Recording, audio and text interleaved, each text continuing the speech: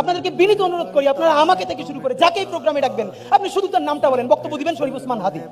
এই যে তারেক রহমান সাহেবকে আমরা বলেছিলাম আপনারা আপনার দলের মানুষজন তারুণের অহংকার বলে কেন? আপনি কি এখন তরুণ আছেন? আপনার বয়স তো 50 তারাইছে, সবাই বন্ধ করেন। সবার নামে পোস্টার হবে কেন?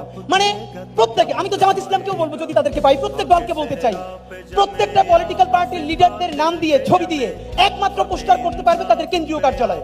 এছাড়া এই যে ছাত্রী যতগুলো আছে, গুন্ডা, বদমাশ, ইয়াবা ব্যবসায়ী, মাদক ব্যবসায়ী, সমস্ত আকাশে জায়েজ করে ফেলে তাদের নাম দিয়ে সব চলবে না।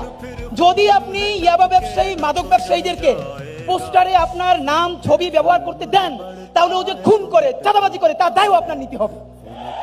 আর যদি দায় নিতে না চান তাহলে বলে দিতে হবে আমার কেন্দ্রীয় কার্যালয় ছাড়া কোন পোস্টারে, কোন ফেস্টুনে যদি আমার নাম ব্যবহার করে ওরে বাইন দিয়ে রাখবেন, আমরা ওদেরকে থানায় দিয়ে দিই।